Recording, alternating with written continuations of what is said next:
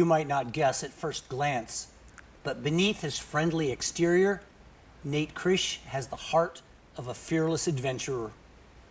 At age 18, he left his native Guatemala, hiked the length of Mexico to enter the United States in search of work and a fulfilled life. Today, he is a small business owner, has 2 children pursuing college education, yet keeps his eye on even bigger things to come. It is my great pleasure to welcome, in front of a live audience, Natanael Krische. Bienvenidos. Welcome to Feel Like You Belong. Thank you. It's my pleasure to be here. So when we were talking earlier, you said that you had grown up in Guatemala. Your family was in farming. Indeed, yeah. Okay. And so did you help on the family farm? I was one of the most important members for my father. But I had to take this decision one day, and I don't regret, but I feel bad about it, leaving my elder father behind. And So you had talked with other people, and they had said, oh, the United States, there are lots of opportunities there. Yep, it sounds like a really good music in our small town back in the early 90s. So like, go to this place somewhere that nobody knew, but they don't tell you the real story about how hard it is to every single day to live here once you arrive into the U.S. territory. And I make my own mind, and I decide to come one day, and here I am today. So thank you. Well, you were 18 years old, and as you said, very young and optimistic, maybe not listening to all the negative possibilities. I never take a time. Yeah. But this was not an easy journey, getting from Guatemala to into Arizona. Tell us a little bit about that journey. Well, I had so many challenges, but back in those days, there were things different. Like today in Mexico, things are more difficult. But still, we have some sort of we expose ourselves to really serious problems. Like anybody can take advantage of somebody who is not local. And we were walking throughout southern Mexico to heading north. Sure. And had no friends, and strangers in a strange land. Everybody was a stranger. So sure. And the weather did not help you. We're used to that kind of weather, but so many things that sometimes so much rain, sometimes too hot and cold. Well, and so especially walking in the desert at night. When I make my journey throughout the desert, that was something that I will never forget, and I will never do it again. It's a matter of life and death decision, and you got to pick for one. And thank God we managed. So I managed to get across and make it alive. Yeah, the challenges of youth the things that you take on that you might not. You mentioned you'll be turning 40. In retrospect, you think maybe I shouldn't. If I have to do this, I will never do this again. Yeah, absolutely. Yeah. Now, the companion on this journey was, at the time, your girlfriend. My beautiful girlfriend, who is my 20 years old beautiful wife. So today you guys have been married for 20 years? Yep. Okay. And you made this journey together. So you went first to Arizona, then passing all the way through Georgia. Our first safe place was Georgia. Okay. We find a local connection throughout the journey. And we find work there. Like a 3-4 weeks work, and then we moved to Michigan. Okay, so I almost forgot to mention, because for me, I think about, for so many of us, travel is just, okay, get your passport, get on a plane and you go. But you came without documentation, and you said people know that you're in this very, very vulnerable position. You were robbed. Yes, my story and my history is not different from millions of people out there, and my brothers. And yes, we were, something happened, and the only money that we had transferred from pesos to dollars. They knew that we had dollars then, and then it was our last stop in the border. And very smart, one guy convinced us to whether give us your money or your money. So yeah, we came to the state with, I will be honest, with one set of clothes on myself, not even a single penny. And today things are different, so Sure. I'm so proud of it. Mm-hmm. So happy. Sure. So what brought you from Georgia to Michigan? The only money we had is that we came to this farm in Georgia to work. And then once we saved some, a few weeks after, there were no more jobs. And we saved some already. By then, we knew that in Michigan, the new season begins. So we find friends and we come over to Michigan. Okay. So you were making friends as you're working Yes, with... and you can trust people and learn to trust people, which was not easy for me as I was a teenager. I was 18. Sure. Sure. And especially I rely on anybody because I had no opportunity to go to school in Guatemala. And I did mention this before, I have the ability to speak English. I'm still trolling today, you can see that, and I'm still learning. But I have no English at all with me, so that was one of the biggest challenges that I have in front of my... Starting from ground zero then. I will say not even A.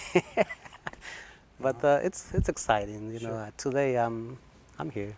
And you were telling me that you've had over these 20 years a lot of different jobs. Can you tell us just some of the examples of some of the jobs that you've held? Okay, I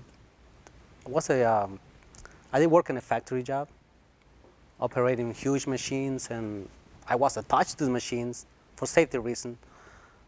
But something keep telling me toward those years that I spent behind a machine, this is not what I belong. And something stay behind right me. And one day when I would say, thank God this thing happened, my employer went into bankruptcy, and suddenly I lost my job too. And that was the only reason why I think about how to do things different, because I have done things and I didn't feel comfortable doing this, and I didn't see myself doing this for the rest of my life. So I think about doing something else and decide to come up with my own ideas and zero budget. And that's the way I start my own business. So tell us about Mega Clean. Well, Mega Clean System is a small company, 7 employees. Myself, say 8. My wife and my boy, he doesn't help a lot, but he does sometimes. Mm-hmm. And we are about to turn into a decade old. Next year will be 10 years of being in the business. That's a big deal. A lot of companies don't make it to 10 years. It haven't been easy. We began from zero, technically.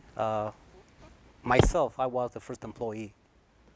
And I began to selling this idea to anybody, and eventually I pick up some speed, and here we are today offering a variety of mini services. Our company, Mega Clean, have become a diversified company, so we offer more than one service.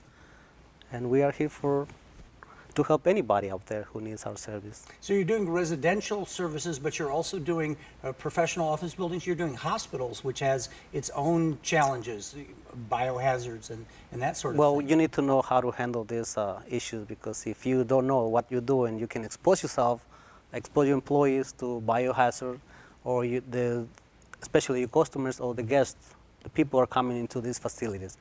So you need to know how to handle these matters, and we have some training and the professional help. And we are providing services for health centers and small hospitals, mm-hmm. and many other buildings in between.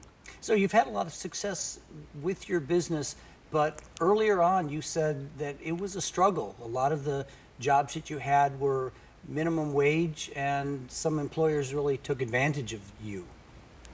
Indeed, because I have no proper documentation, and I am a immigrant who came without authorization to this great, beautiful land. And so I have no choice. I have to go with whatever they throw in front of myself. And yeah, I went through all those kind of things, which are not that good. As an employer now, I treat my guys and the best I can, the best I know how, and I don't pay them the minimum. Mm-hmm. I pay them more than whatever it is the competition paying outside. If people work hard, they also need a living wage. Yeah. So I learned that the hard way. So I try to approach things in a different way, even though I'm not a professional, but I am willing to learn and apply every fair thing every day. Mm-hmm. And I think that's part of our our philosophy as a business. Yeah, that's awesome. And you had said that one of the happier days of your life was when you got your green card. I waited for so many years. Back in 2001, there was an opportunity, and I qualified for. And so my wife, because we were on the same page, right? And then we stayed there for some time, waiting on the waiting line list, and almost forgot about it until one day I opened the mailbox and there was a letter from the, before there was the INS. Mm-hmm. And yeah, there was a letter to operate everything, and I realized this is the right time. So we began moving everything. And yep, a few months later on, we have our green card, and things changed 100%. I would say 300%. So what is it like living in the shadows without documentation until that safety comes? What's the feeling like? It's not easy, but you got used to. You just live within your means, So you have no credit line. You can even drive. You got to be there in order to understand. It's not easy to explain, and I would say it's one of the hardest things if nobody know how to go through an everyday situation without documents in this country. What would you like non-immigrants to know about immigrants, about people who want to live and create a life here? I have learned things, and I try to see everybody the same way some people saw me when I came, when I was young. And no matter how they dress, how they do things, what they believe, I like them, and I try to see if that principle can be applied, and we all can see people like people. Mm-hmm. I like that. That will be my answer. Awesome. Non-migrants to just embrace people and just welcome them, and say, hey, if you don't know, I teach you how. And I think there are so many opportunities to be a better human being every day of every single day of our lives. Super. Last question. We're going to wrap up in just a minute. Okay. The theme of the show is belonging. For you, what creates belonging? Belonging, it's a broad question, but I think I have no roots here. I feel like I have now. I'm here, by the way, thank you so much. I'm helping my community in many ways, my employees, my friends, and so many people that I face anywhere. Whoever needs help, I'm there. And I got another personal plan in the future. I will adopt a kid pretty soon. Okay. It's our plan with my wife and I, and we like to show the world that anybody can make a difference. Okay. So we have no opportunities, but we have one now. So we like to just do it, right? That's fantastic. We'll look forward to that announcement when that comes. And it will be happening pretty soon. Stay in touch with us, and we'll be glad to follow that news. All right. Well, thank you. Thank you so much for joining us on the show today. It's been a real pleasure talking with you. Likewise. Thank you so much. Most people don't understand why the need for a Hispanic chamber when there are, the Grand Rapids Chamber and other chambers, and we are partnering with the other chambers, to provide programming, but with that idea that immigrant community, especially from the Hispanic, Latin American countries, come here with a high entrepreneurial spirit